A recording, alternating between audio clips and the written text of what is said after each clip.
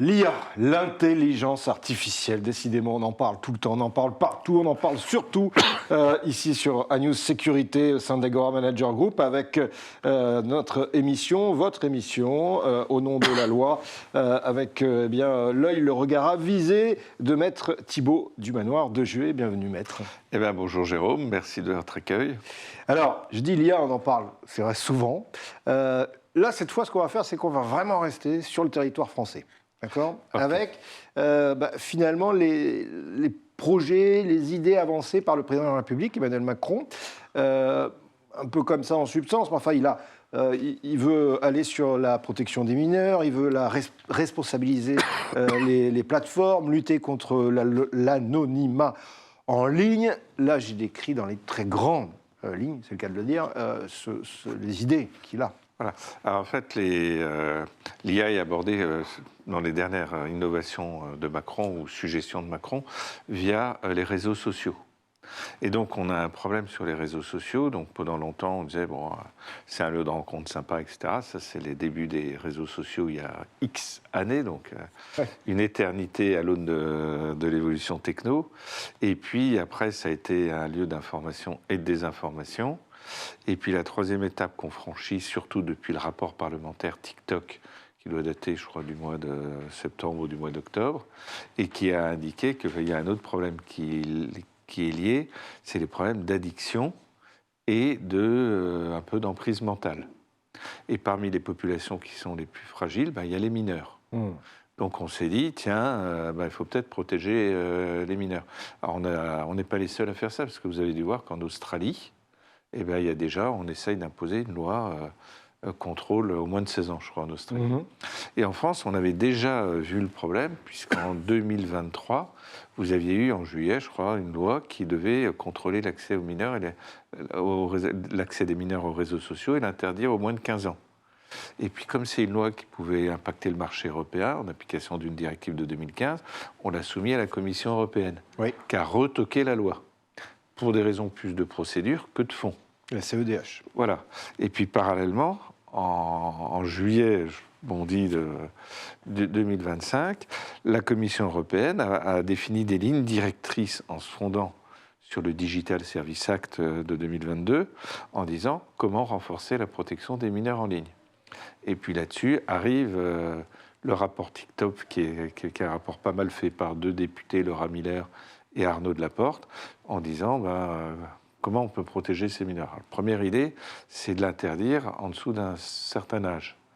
Donc c'est 15 ans en France. Exact. Et le problème, c'est dit, comment on contrôle l'âge? Alors, il y a les idées les plus extrêmes qui disent, tiens, au même titre qu'on a un certificat d'identité numérique pour aller sur le centre...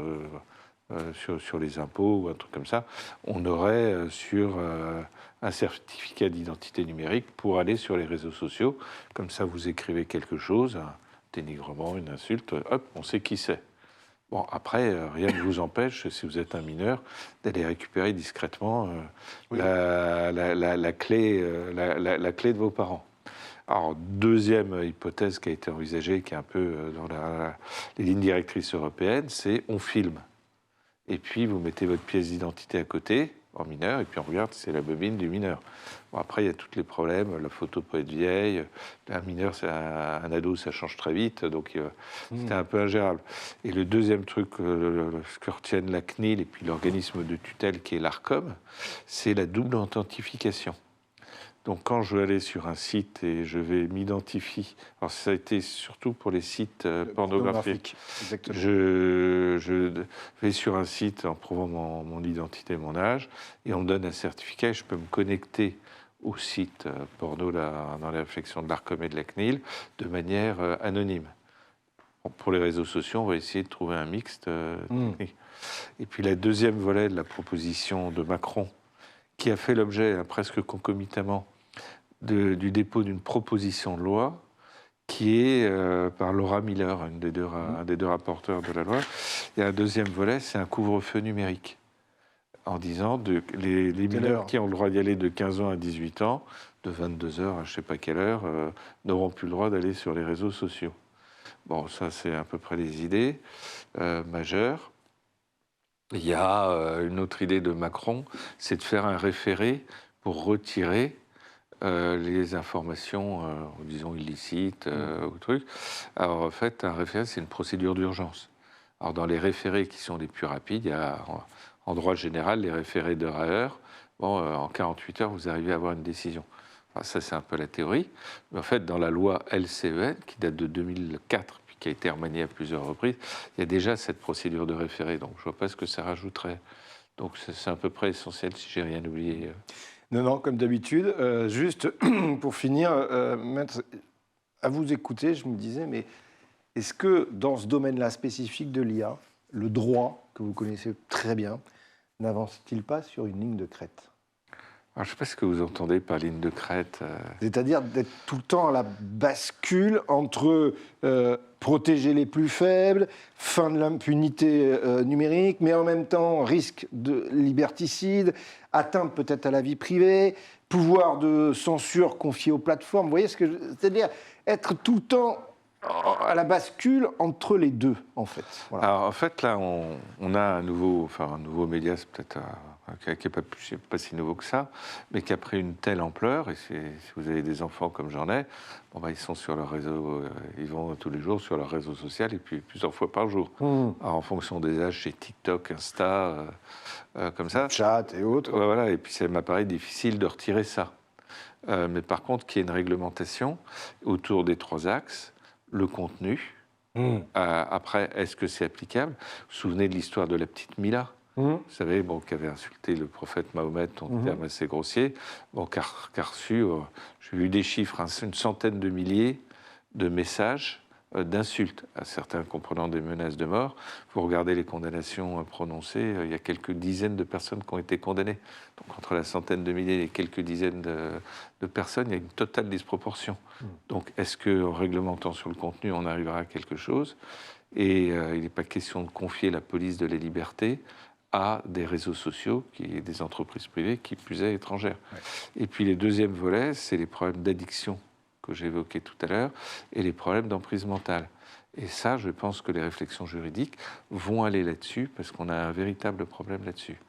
Alors, il y a un dernier problème, si j'ai encore une minute, allez-y, qui, pour moi, tient à la question du pluralisme.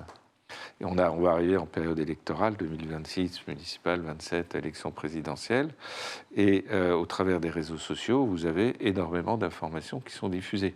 Et c'est même là, quand vous regardez, la télévision n'est plus le vecteur d'information prédominant. Et vous avez des réseaux sociaux qui sont porteurs d'une idéologie. Prenez X de Twitter, qui est l'idéologie très libertarienne. Si les réseaux sociaux n'apportent pas de pluralisme, est-ce que ça fausse pas le jeu électoral? Et c'est pour le moment un point qu'on n'arrive pas à résoudre. Et je pense que les réflexions devront aller là-dessus. Et qu'il faut essayer de trouver un moyen pour qu'on retrouve une liberté cognitive, une liberté de penser. Bon, ça c'est... Dans 10 ans, vous referez une émission là-dessus, je pense. Alors, on n'attendra pas 10 ans, Maître Thibault Dumoulin de Juillet, pour refaire au nom de la loi. Merci d'avoir été avec nous. On va se retrouver bientôt pour un autre épisode au nom de la loi. Je suis à peu près convaincu que l'IA, de toute manière, en fera encore partie des thématiques parce qu'effectivement, ça avance tellement vite. Vous avez tout à fait raison. Merci encore pour votre éclairage. Merci. Puis je suis sûr que 2026 sera riche et je souhaite à tous ceux qui m'entendent une bonne année 2026 sur les réseaux sociaux, avec de l'IA, mais dans un cadre légal. Et surtout, vous savez peut-être que le meilleur des cadres, c'est celui qu'Algora Manager Group et un de ces 5 médias, News Sécurité, vous propose. Donc soyez les bienvenus. Continuez aussi d'aller visiter, arpenter notamment le site internet et toutes les émissions qui vous sont proposées pour pouvoir mieux comprendre l'univers de la sécurité. Merci d'avoir été en notre compagnie. À bientôt.